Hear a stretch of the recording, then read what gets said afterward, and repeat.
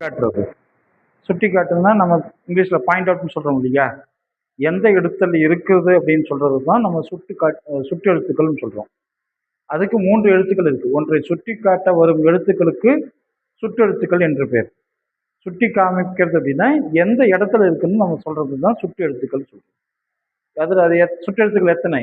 ஆ, இ, உ. இந்த ஊங்கிறது இப்போ வந்து வழக்கில் இல்லை. அந்த காலத்தில் இலக்கியத்தில் இருந்தது. இப்போ நடைமுறையில் ஊங்கிற எழுத்து வழக்கில் இல்லை. இப்போ அதனால் நம்ம வந்து 2 எழுத்து தான் இப்போ நம்ம வழக்கில் இருக்குது. ஆனால் 3 எழுத்துக்கள் நமக்கு சுட்டெழுத்துக்கள் சொல்கிறோம்.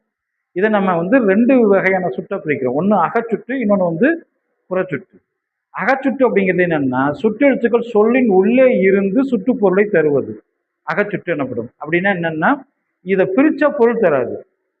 பிரிச்ச பொருள் தராமல் இருக்கிறதுக்கு பேர் என்னது? அகச்சுட்டு. அதுதான் சொல்லின் உள்ளே இருக்கு, உள்ளேயே இருக்கு, அது பிரிச்ச பொருள் தருது. அதுக்கு உதாரணம் அவன், இவன், அது, இது அப்படிங்கிறது. இதை பிரிச்சுட்டே இப்போ ஆ பிரிச்சுட்டே என்னது வன் அப்படின்னு இருக்கும், அது ஒரு பொருள் கிடையாது, அவன்கிற ஒரு வார்த்தை கிடையாது. இது மாதிரி இருக்கிறது தான் அகச்சுட்டுன்னு சொல்றோம். இப்போ புறச்சுட்டுங்கிறது என்னன்னா, சொல்லின் வெளியே இருந்து புறத்தே இருந்து சுட்டுப்பொருளை தருவது புறச்சுட்டு எனப்படும். இதுல பிரிச்ச பொருள் தரும். இதை பிரிச்சு எழுதலாம். நமக்கு பிரிச்சு எழுதுகிறது இது கேட்பாங்க. எடுத்துக்காட்டு இந்நூல். இதை பிரிச்சு எழுதணும். எப்படி எழுதணும்? ஈ கூட்டல் நூல்.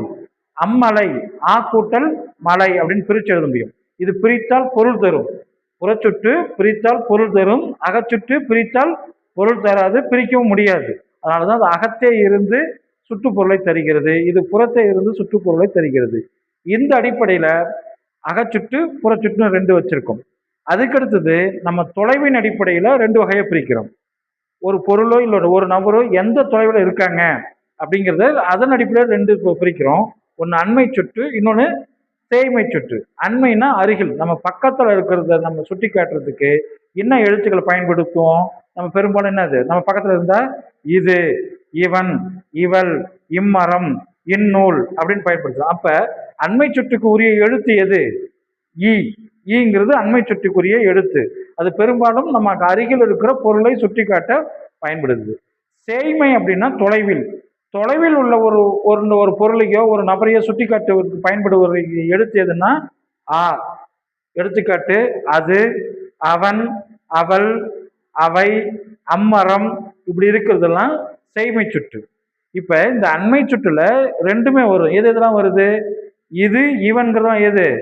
அகச்சுட்டு, பிரிச்சா பொருள் தராது. இம்மரம் இது என்னது? புறச்சுட்டு, பிரித்த பொருள் தரும். அப்ப அண்மை சுற்றுல இதுதான் வரணும்னு இல்லை, 2மே வரலாம். அகச்சுட்டும் இருக்கலாம், புறச்சுட்டும் இருக்கலாம். செய்மை சுட்டும் அதே தான். அது, அவன் இதெல்லாம் வந்து எதுல வரும்? அகச்சுட்டு எழுத்துக்களை வரும். அதே போல அம்மரம்ங்கிறது பிரிச்சா ஆ கூட்டல் மரம்னு வரும். அது வந்து எதுல வரும்? புறச்சுட்டுல வரும். இது இல்லாம திரிபு, இப்ப சுட்டு திரிபு அப்படின்னு ஒண்ணு இருக்கு.